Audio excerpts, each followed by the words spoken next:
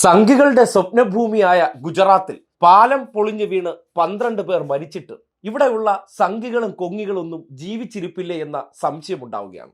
ഈ അടുത്ത ദിവസം കേരളത്തിലെ ഒരു സർക്കാർ ആശുപത്രിയിലെ പഴയ കെട്ടിടം ഇടിഞ്ഞു വീണ് ഒരു ജീവൻ നഷ്ടപ്പെട്ടു പോയ ദൗർഭാഗ്യകരമായ സംഭവം.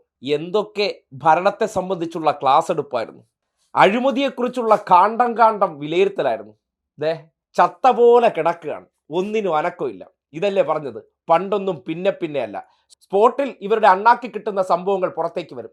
അങ്ങ് ഊപ്പിയിൽ നോക്ക്, അങ്ങ് ഗുജറാത്തിൽ നോക്ക് എന്നാണ് പറയുന്നത്. അവിടെ ഇപ്പോൾ PWD മിനിസ്റ്ററേ ഇല്ല, അവിടെ ഒരു മുഖ്യമന്ത്രിയേ ഇല്ല, അവിടെ ഇതുമായി ബന്ധപ്പെട്ട ആർക്കും പങ്കില്ല. അത് സാധാരണമായി സംഭവിക്കുന്ന ഒരു സംഭവം അങ്ങനെ വേണം നമ്മൾ കാണാൻ. 12 ജീവൻ ഗുരുതരമായ അനാസ്ഥയുടെ ഭാഗമായിട്ട് പൊലിഞ്ഞു വീഴുമ്പോൾ, പാലം തകർന്നു വീഴുമെന്നുള്ള പല സൂചനകൾ നടത്തിയിട്ടും അതുവഴി കടത്തിവിട്ട ആ ഭരണ മികവ്, അതിനെ ആരും ചോദ്യം ചെയ്യരുത്. ആയിരക്കണക്കിന് വാഹനങ്ങൾ കടന്നു പോകുന്ന വഡോദരയിലെ ആ ഗംഭീര പാലം ഗംഭീരമായി പൊളിഞ്ഞു വീണതിനെ സംബന്ധിച്ച് CPM നേതാവായിട്ടുള്ള അനിൽകുമാർ ഇന്നിപ്പോൾ ഒരു പത്രവാർത്ത പങ്കുവെച്ചുകൊണ്ട് ചില ചോദ്യങ്ങൾ സോഷ്യൽ മീഡിയയിൽ ഉന്നയിച്ചിട്ടുണ്ട്. അത് വളരെ കൃത്യമായി കേൾക്കേണ്ടതാണ്. നമ്മുടെ നാട്ടിലെ ചില നിഷ്പക്ഷ കാപട്യത്തിൽ നടക്കുന്ന സംഘികളുണ്ട്, അല്ലെങ്കിൽ കോൺഗ്രസ് മനസ്സുകളുണ്ട്.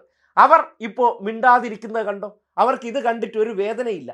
ഒരു ജീവൻ എന്നാണ് ഇവിടെ പറഞ്ഞത്. 12 ജീവനാണോ ഒരു ജീവനാണോ വലുത്? അനാസ്ഥയുടെ കൊടുമുടിയാണ് ആ കണ്ടത്.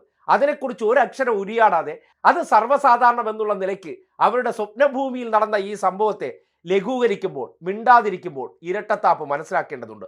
അവിടെയാണ് അനിൽകുമാർ രാവിലെ ഇട്ട പോസ്റ്റ് കൂടുതൽ പ്രസക്തമാകുന്നത്. ഇങ്ങനെയാണ് ആ കുറിപ്പ്. ഗുജറാത്തിൽ പൊതുമരാമത്ത് വകുപ്പിന് മന്ത്രിയില്ലേ?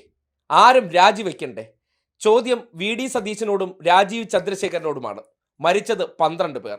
40 വർഷം പഴക്കമേ ഉള്ളൂ പാലത്തിന്. ഗംഭീര പാലം കോൺഗ്രസ് ഭരണകാലത്ത് നിർമ്മിച്ചതാണല്ലോ.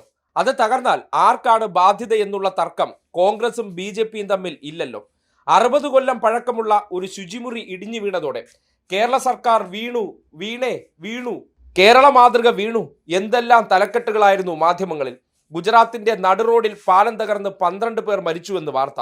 മന്ത്രിമാരുടെ രാജി വേണ്ടേ കോൺഗ്രസിന്? അവിടെ ഭരണം കമ്മ്യൂണിസ്റ്റുകാർക്കല്ലല്ലോ. ഇരട്ടത്താപ്പിന്റെ രാഷ്ട്രീയം മാത്രം. അതെ, കൃത്യമായിട്ടുള്ള നിരീക്ഷണമാണ്. അവിടെ നടക്കുന്നതൊന്നും പ്രശ്നമല്ല. അതൊക്കെ ഭരണ മികവ്, അത് ഭരണത്തിന്റെ ഭാഗമാണ്. അങ്ങനെ 40 വർഷം, അതായത് ഒരു പാലം 50 വർഷം പോലും തികച്ചു നിൽക്കില്ല. അല്ലെങ്കിൽ തകർച്ചയിലെത്തിയ ഇതിനെ അടച്ചിട്ട് അറ്റകുറ്റപ്പണി ചെയ്തിട്ടുമില്ല.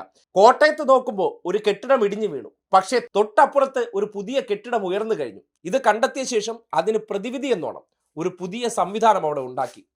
ഗുജറാത്തിലോ ഇനി ജനം എങ്ങനെ യാത്ര ചെയ്യും? അതൊന്നും നമ്മൾ ചോദിക്കരുത്, പറയരുത്. എങ്ങനെയൊക്കെ ജനത്തെ കൊല്ലാക്കൊല ചെയ്യാം, കള്ളങ്ങൾ കൊണ്ട് പറ്റിക്കാം എന്നതിൻ്റെ തെളിവ് കൂടിയാണ് ഇതിലൂടെ പുറത്തു വന്നിരിക്കുന്നത്. ആ സന്ദർഭത്തിൽ കേരളത്തിൽ ഏത് വിഷയത്തിലും വികാര വിക്ഷോഭത്തോടു കൂടി സംസാരിക്കുന്ന പ്രത്യേകതരം മനുഷ്യസ്നേഹികളെല്ലാം ചത്ത പോലെ കിടക്കുന്ന ഒരു സാഹചര്യം. അതിനെ സംബന്ധിച്ചാണ് അനിൽകുമാറിന്റെ പോസ്റ്റ് പ്രസക്തമാകുന്നത്.